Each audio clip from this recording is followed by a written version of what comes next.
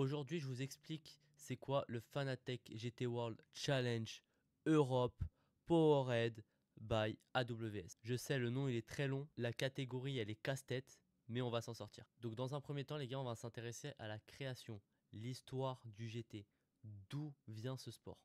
Ensuite, on va voir les différents sponsors par rapport au nom, etc., d'où ça vient. Les organisateurs, forcément. On va voir la catégorie de voitures, qui participe, équipe, voiture, pilote, marque. Donc on va voir les types de courses aussi, que ce soit endurance, il y a aussi du sprint, quels circuits sont disponibles au calendrier et enfin le plus important, j'ai envie de dire, où on peut regarder ce sport. Où est-ce qu'on peut regarder le Fanatec GT World Challenge. Pour la petite histoire de ce sport du coup, ça s'appelle le GT World Challenge Europe, création en 2014, ancien nom Blancpain GT Series. Vous connaissez peut-être pour les anciens, moi je connais pas du tout. Je suis arrivé dans ce sport en 2020-2021, époque Covid. Donc du coup, pour les organisateurs de cet événement, c'est SRO Motorsport Group. Donc ce groupe a commencé le GT en 96 avec le championnat FIA GT, qui est du coup la première grosse promotion de SRO. Du coup, en 2010, on change totalement de nom. Le championnat FIA GT devient le championnat FIA GT 1. Après, on a encore changé de nom. Le circuit de Spa n'était pas intégré à ce calendrier. On est passé du coup sur le Blancpain Endurance Series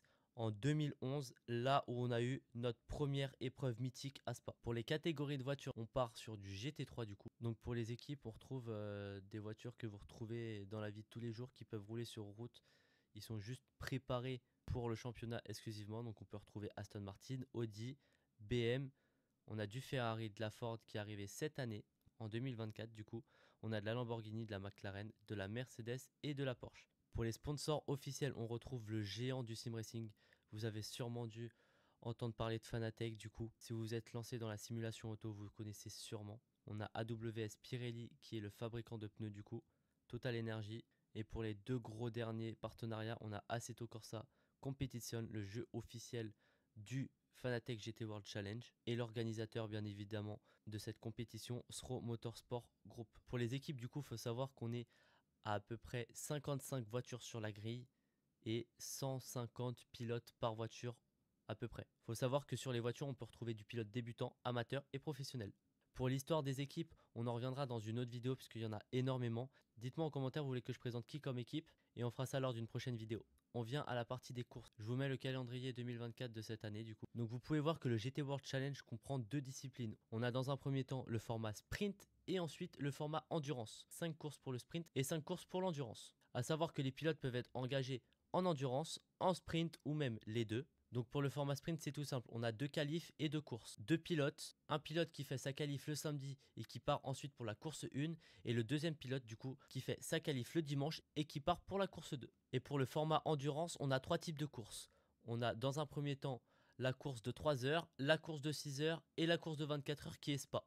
Donc pour les endurances, la plupart du temps, on a 3 pilotes par équipe ou 4 pour les 24 heures de Spa, ça dépend. Pour le format 3 heures, un pilote par relais de 1 heure. Pour les courses de 6 heures du coup, on a un relais de 2 heures par pilote. Et pour les 24 heures de Spa, c'est un petit peu plus complexe. La course est divisée en 24 étapes, si je pourrais faire simple comme ça. Donc 1 heure égale une étape. Et toutes les heures, tu as un ravitaillement et un changement de pneus obligatoire. Donc en gros, un relais à faire. Soit à la fin du relais, le pilote, il change de pilote, il switch.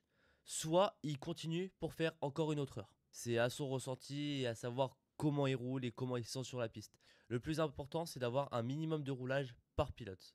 Et c'est pas pour rien que cette catégorie s'appelle du coup le Fanatec GT World Challenge, puisque Fanatec introduit des courses e-sport directement dans le championnat où les pilotes peuvent marquer des points. Donc cette course, elle est représentée par les équipages et les pilotes pro et silver pour gagner un nombre de points sur le championnat. À savoir que les pilotes ont des classifications du coup. Pour la première, on a le pro, le gold, le argent et le silver. Ça se détermine par rapport au championnat qu'ils ont fait dans le passé, au nombre de points, etc. Enfin, c'est très dur à comprendre. Moi-même, j'ai du mal à comprendre tout ça. C'est très compliqué. Mais avec le temps, ça va rentrer dans le cerveau. Donc après toutes ces petites explications à droite à gauche, j'ai essayé de mettre tout dans le même panier et de faire un gros brouillon pour savoir qu'est-ce qu'on regarde comme sport exactement et qu'est-ce qui s'y passe. Vous allez me demander où est-ce qu'on regarde ce sport parce qu'il n'est pas disponible à la télé, il n'est pas disponible sur Canal.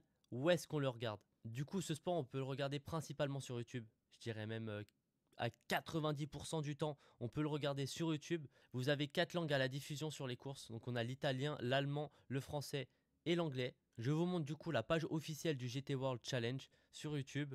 Donc vous pourrez retrouver toutes les courses et les rediffs. Donc ça c'est vraiment génial. Et pour ce qui est de la participation aux événements les gars, vous mettez billetterie GT World Challenge du coup sur Google. Vous allez sur le premier lien ticket, vous allez avoir toutes les courses restantes sur le site officiel Fanatec GT World Challenge. Là on voit que du 23 au 25 août, on a Manicourt suivi de Monza et Barcelone pour finir. Vous cliquez directement sur billets, ils vont vous rediriger vers le site du circuit directement. Vous descendez billetterie à partir de 15 €, c'est magnifique. À savoir que les places sont vraiment pas chères. C'est un sport qui est en train de se démocratiser un petit peu. Donc vous faites billet d'entrée. Enceinte générale pour tout le week-end, il est à 25 €. L'enceinte générale juste pour le dimanche à 15 €.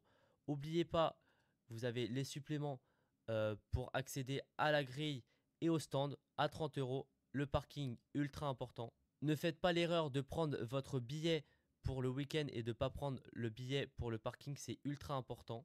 Et du coup les gars, on a terminé la vidéo. J'ai essayé de regrouper les plus grosses informations, les mettre dans un panier parce qu'il y a énormément de choses à savoir sur ce sport. Il est très complet et très complexe. Donc si la vidéo elle vous a plu, n'hésitez pas à vous abonner, liker, commenter. N'hésitez pas à me dire en commentaire surtout si vous avez déjà été voir un petit week-end. Et on se retrouve pour une prochaine vidéo l'équipe. Ciao ciao.